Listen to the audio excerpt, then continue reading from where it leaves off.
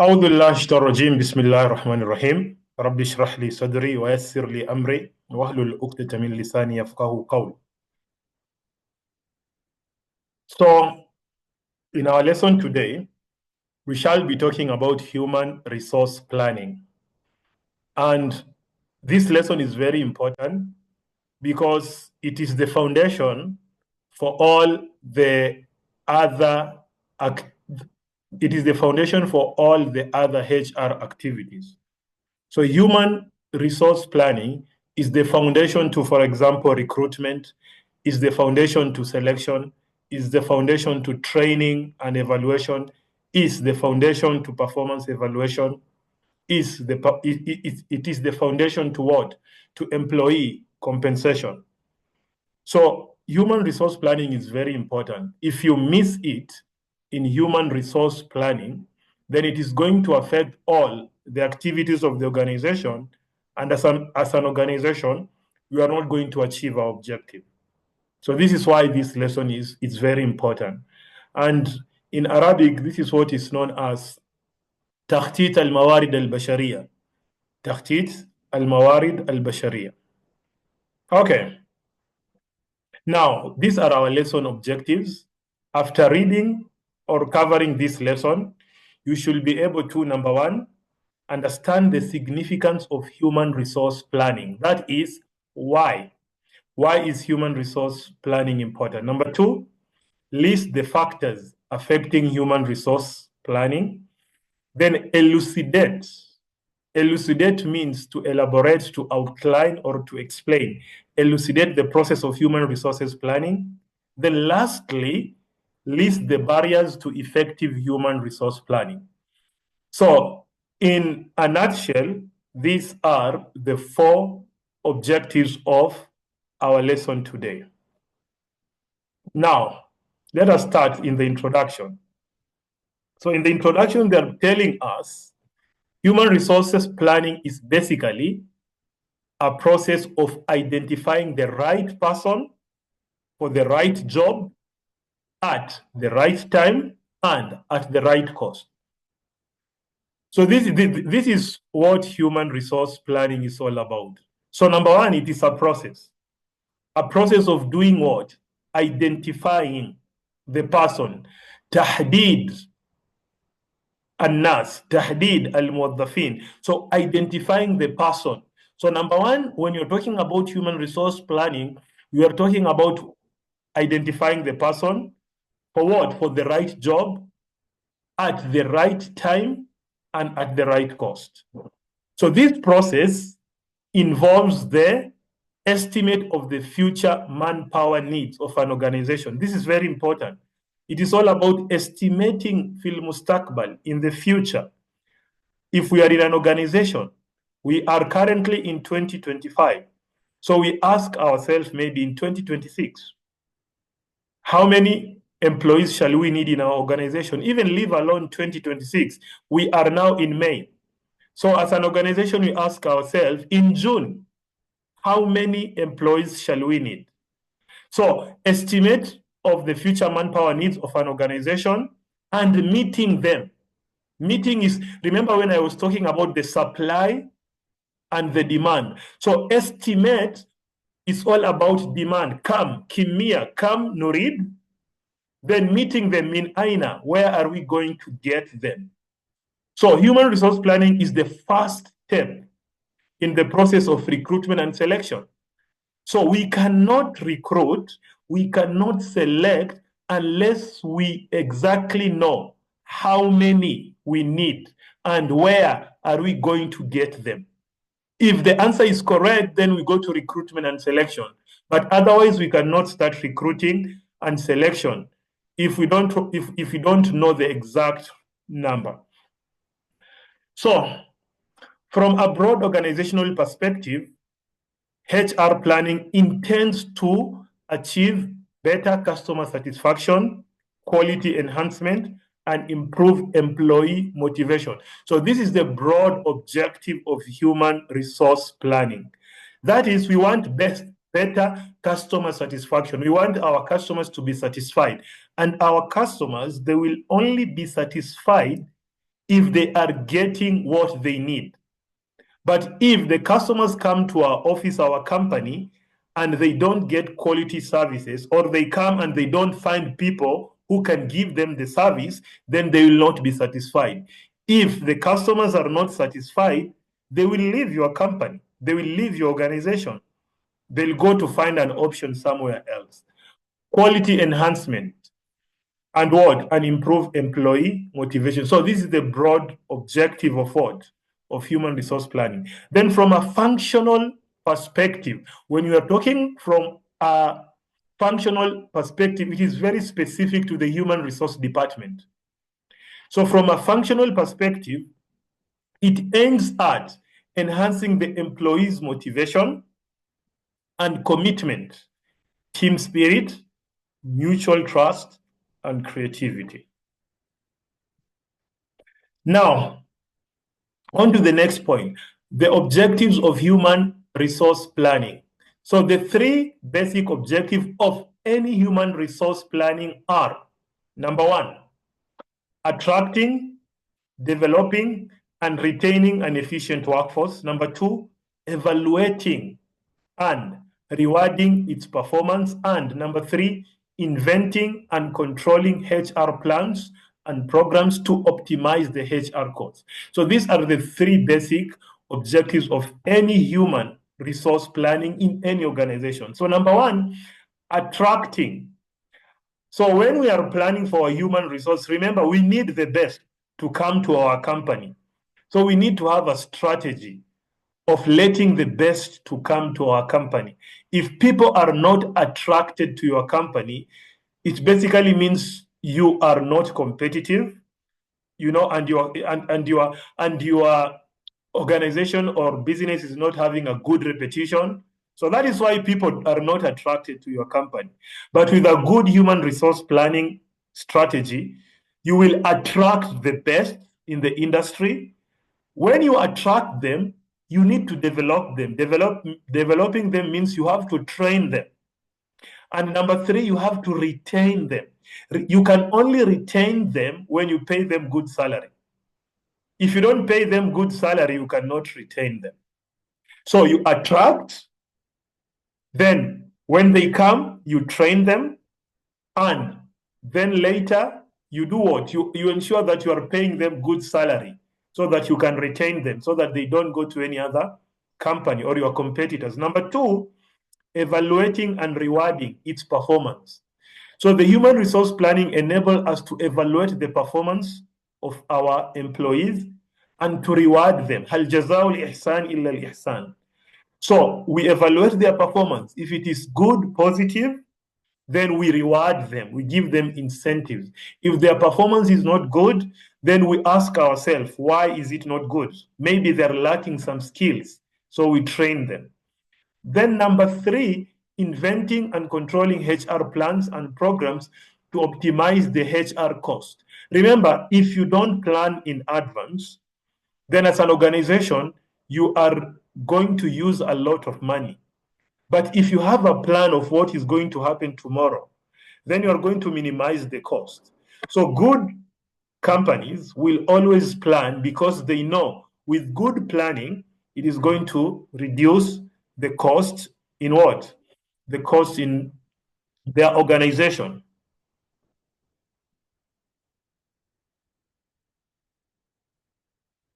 Now, what are the two important factors affecting human resource planning? So broadly, HR planning is affected by two important factors. Number one, the HR requirement of an organization. Number two, the HR availability within and outside the business. So let us elaborate on this. Number one, with regard to HR requirement. Requirement is what? Demand. Remember, I told you in any organization, we need to ask ourselves, how many workers do we need this month, next year, ila ghairi dhalik. So the role of human resource planning is to do what? Is the estimation of the number come and the nature, كيف, of people needed for the accomplishment of the goals and strategy of an organization. So that is the first part of human resource planning. So the first part is all about what? The first is the estimation of what? The number. How many do we need? Number two, the nature, the quality of people needed for the accomplishment of the goals and strategies of an organization. So this is one side of human resource planning. As regards the HR availability, the supply side, the task of human resource planning is to scan the environment. Why? In order to identify the availability of people with appropriate characteristics and skill. So when we're talking about supply, is where are we going to find the workers? How are we going to recruit? Are we going to recruit inside? Are we going to find somebody inside? Are we going to train people inside the organization to fill the position? Or are we going to recruit from outside, externally? So that is basically what HR planning is all about. So if you look at this diagram, it is basically trying to elaborate. It is basically trying to summarize what HR planning is all about. So number one, the HR requirement is all about the demand. How many do we need? And what quality, what skills should they be having? On the other side is the HR availability, the supply. That is the HR availability within and outside the business. Sometimes there is what is known as internal recruitment. We don't have to advertise for the job. So we just need to find somebody inside to do what? To fill the position. But sometimes if we don't find the right person inside, we will be forced to recruit externally. And we will have to advertise. And remember, in our last lesson, we said that when you're advertising, that is where you have the job description and the job specification. Now, look at this example. It is basic. This example is explaining to us the what? It is explaining to us this concept of the demand and supply. Look at this scenario. Scenario means it's an example. It's an example, a restaurant plans to open a new branch. Maybe you're having Golgiano Hotel. Now, this Golgiano Hotel, it wants to do what? It wants to open a new branch.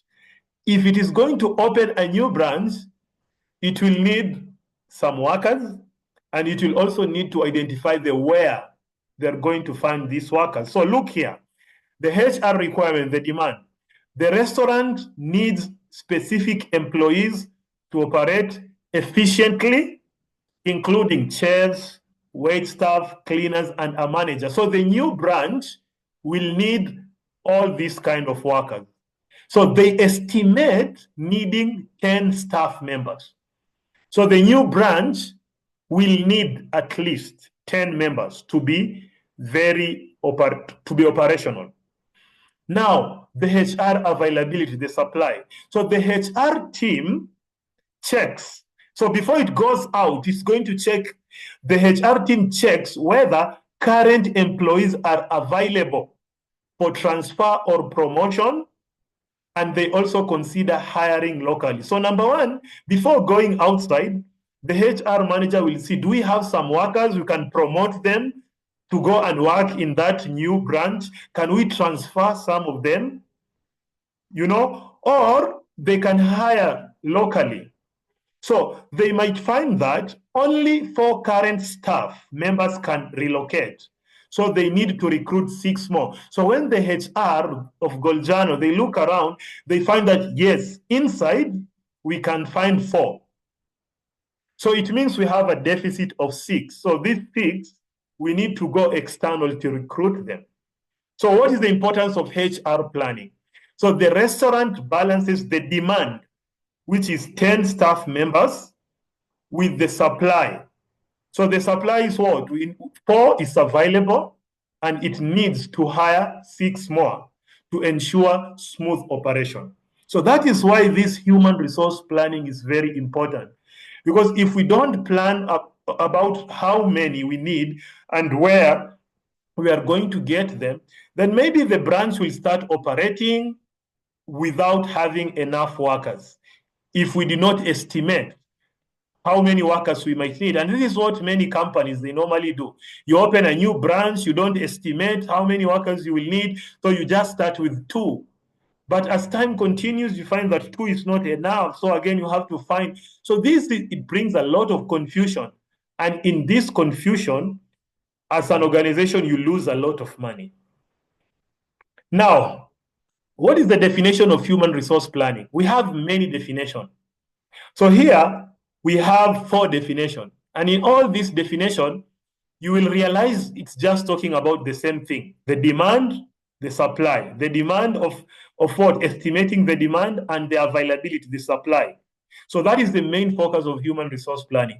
So in the first definition, they're telling us that human resource planning is the process of analyzing an organization's human resource requirement. This is the demand under changing condition, and developing activities necessary to satisfy this need. This is the supply.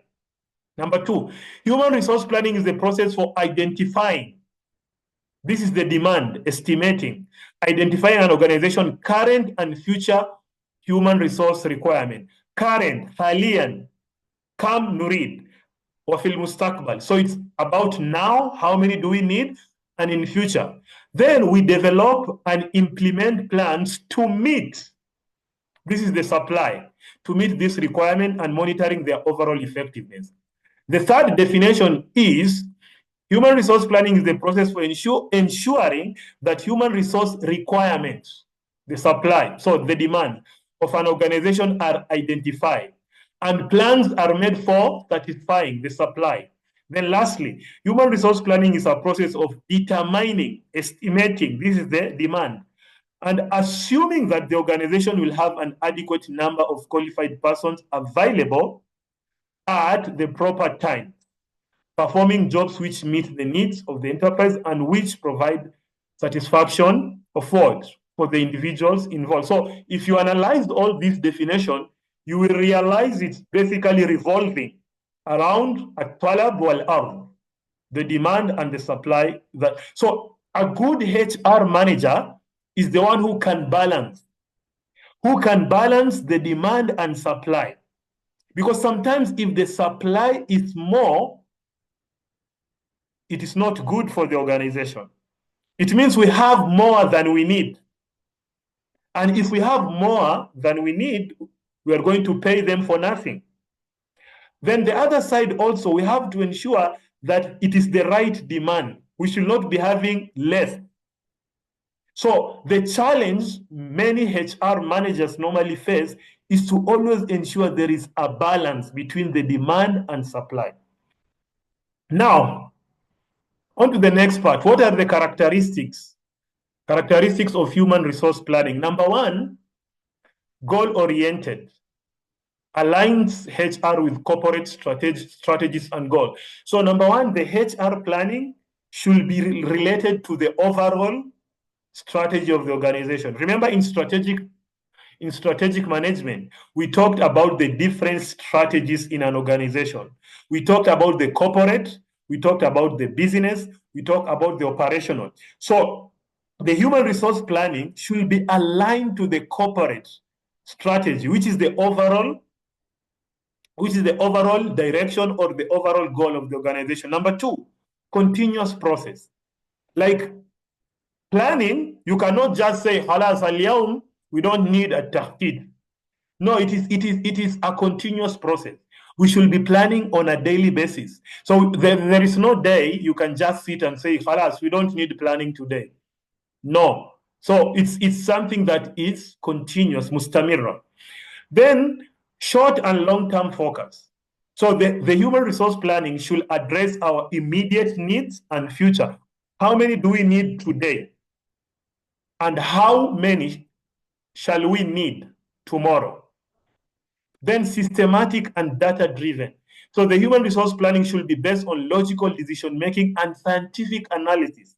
Remember, when we are planning, we need information. We cannot plan based on emotions.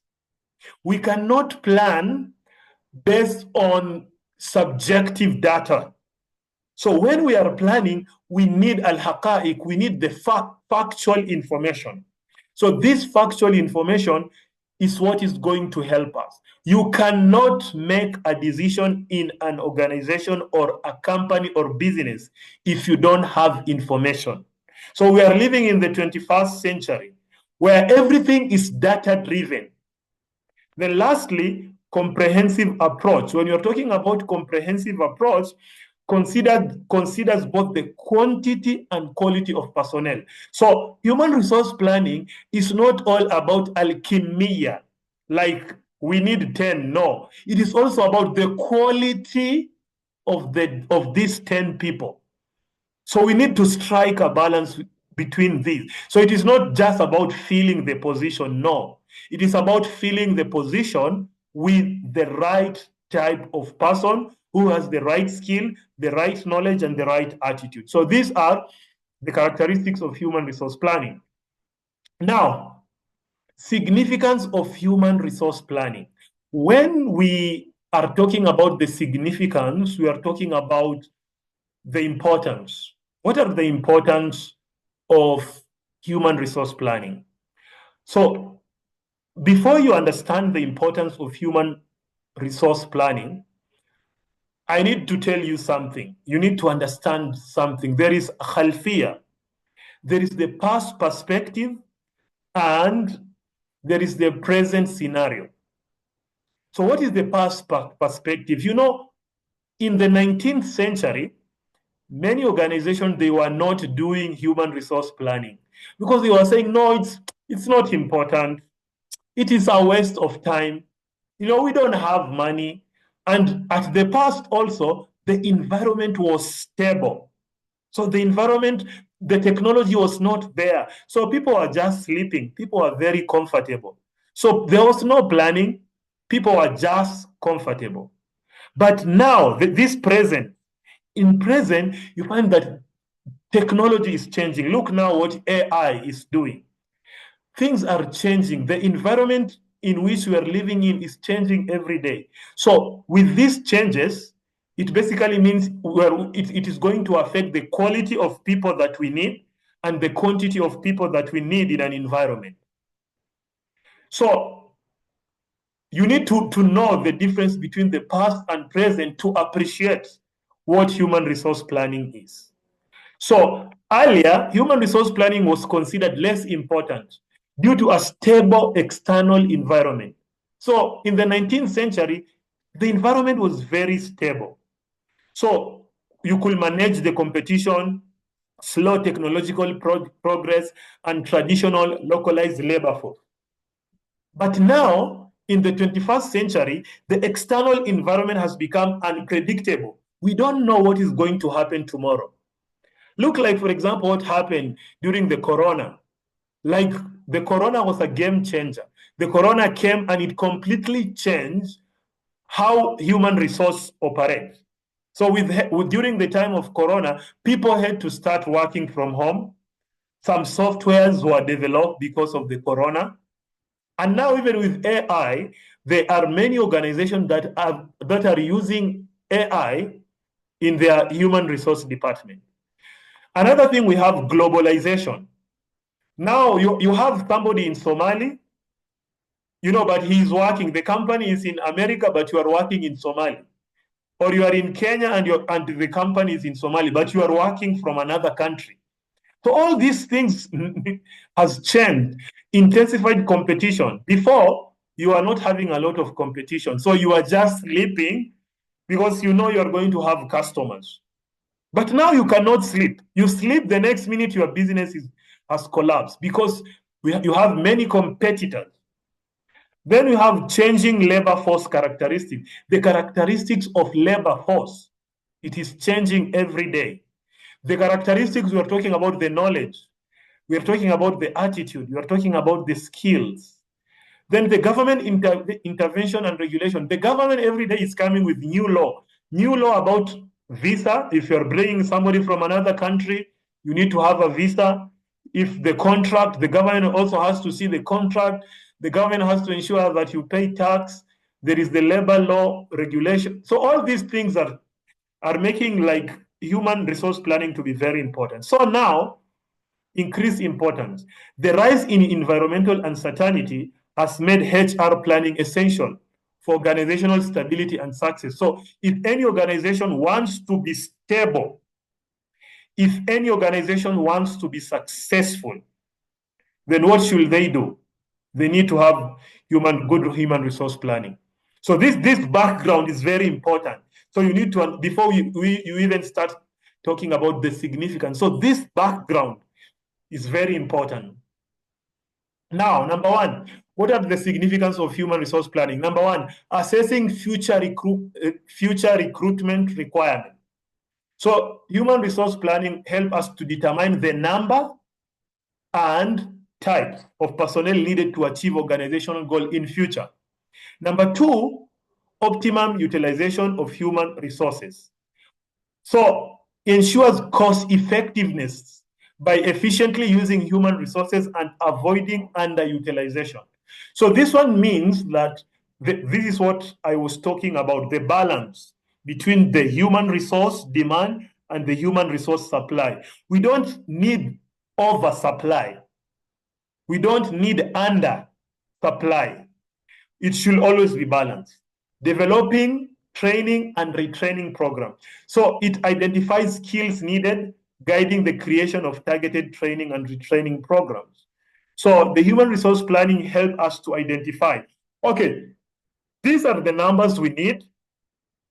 These are the skills we need. Okay, do we have these skills inside? No, we don't have. What should we do? We need to train them. So there needs to be a training program inside the organization. Then formulating compensation policy. So aligns compensation plan with HR strategy. So it helps us, the human resource planning even help us to know how much or what salary we are going to pay our employees. Determining management development programs.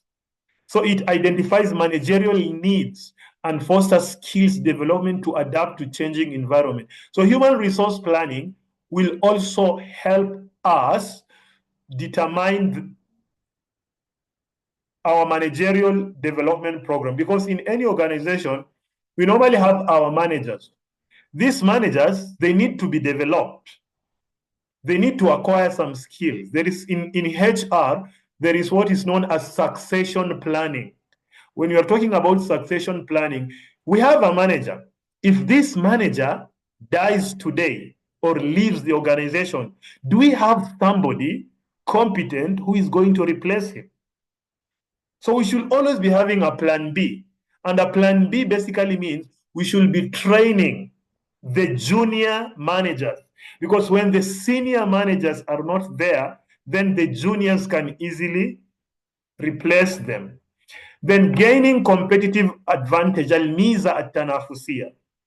So in the 21st century, companies, the source of competitive advantage comes from the quality of workers you have. If you look at the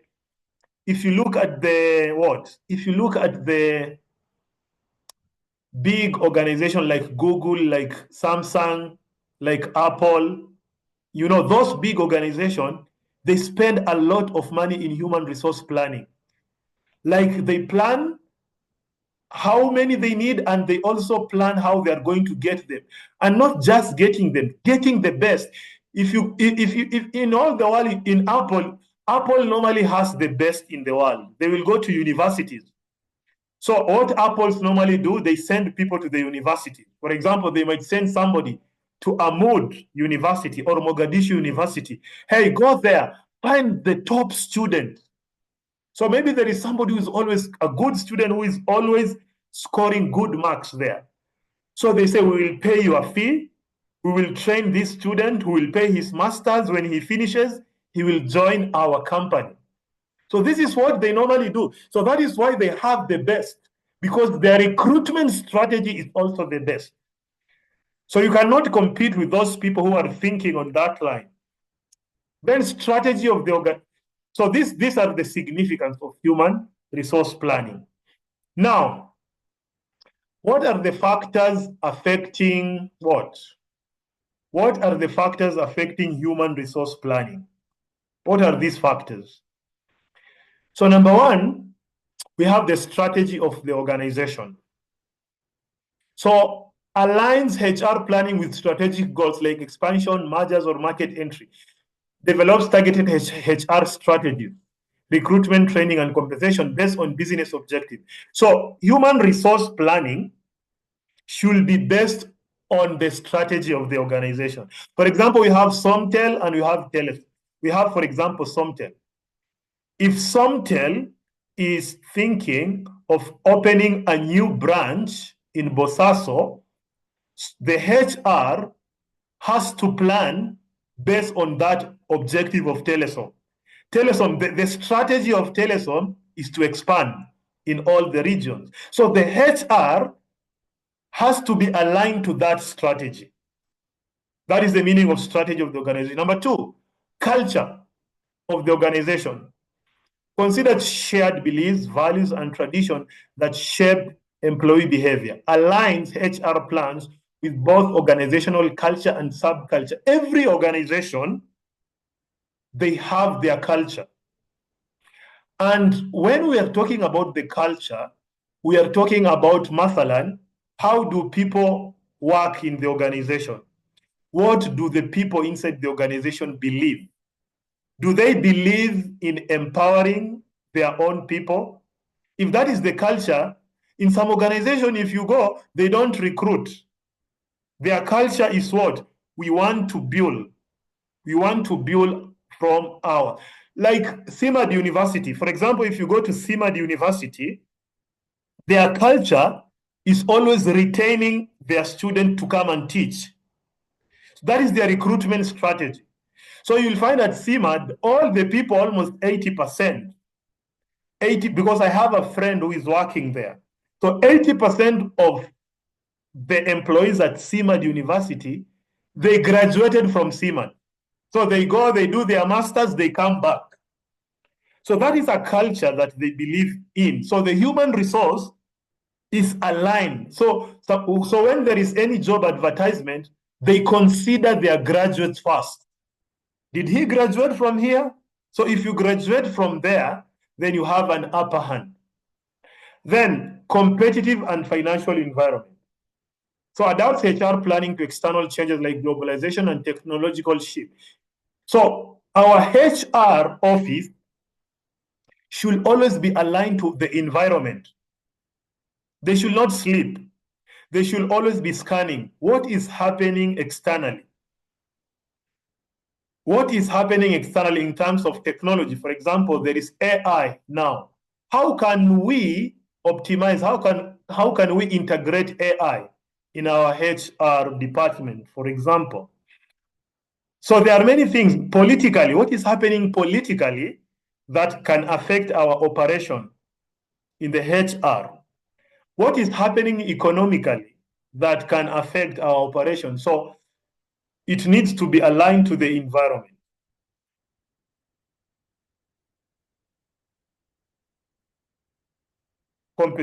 Then we have the current organizational situation.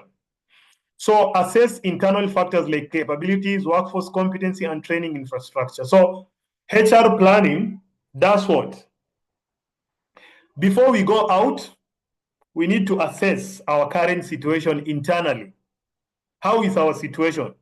Do we need to recruit or we can train the people inside? Then quantity and skill levels of required human resources. So the HR, also remember we talked about the quantity and the quality.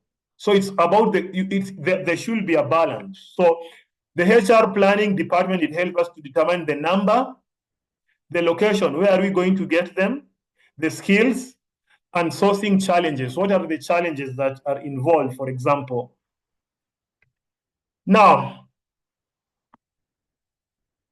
there is the human resource planning process. So the human resource planning process,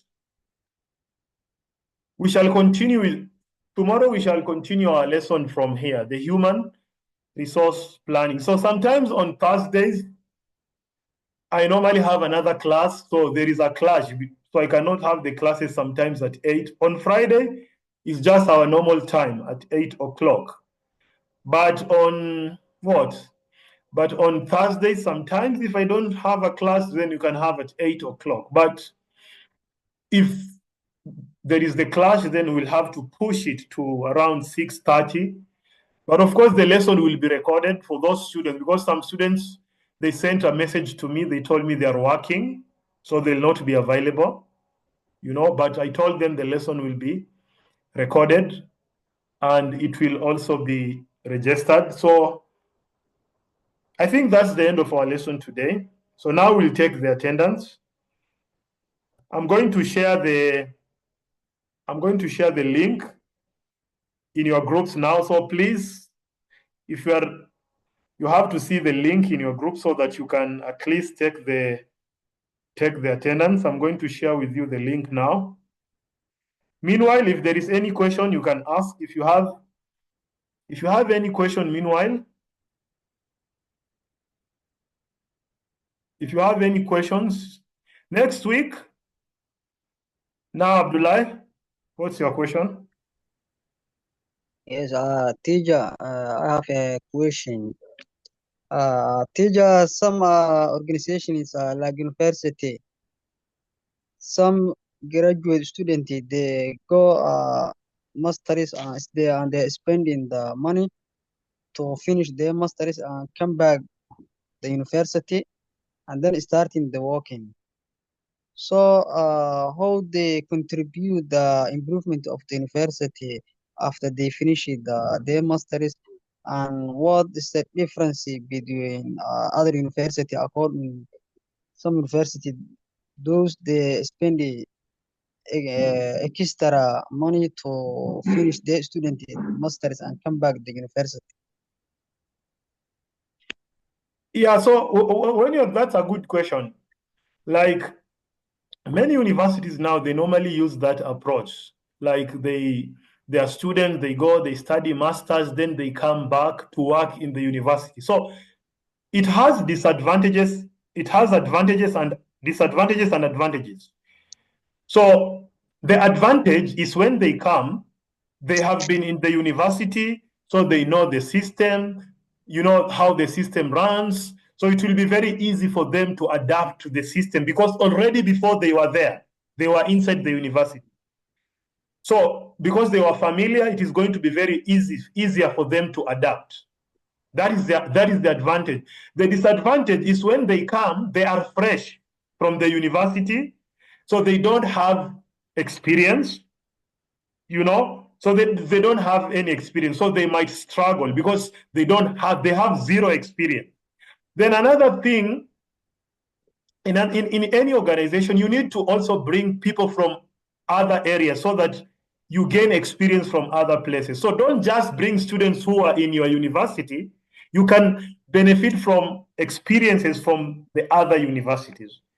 So that is a good strategy, by the way. It is working in many companies, many organizations. It is working very effective. But what I'm saying, it has the advantages and it has disadvantage, and you need actually to balance and think carefully about that strategy. Okay, Abdullah, you still have Abdullah Muhammad.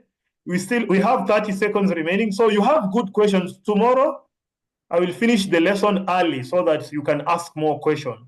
We only have 30 seconds. Abdullah, what's the question? Your hands is raised up. Thanks, teacher. Thanks. I forget to lower the handy. Yeah, so I think the more question you ask, the more the lesson becomes very interesting, because HR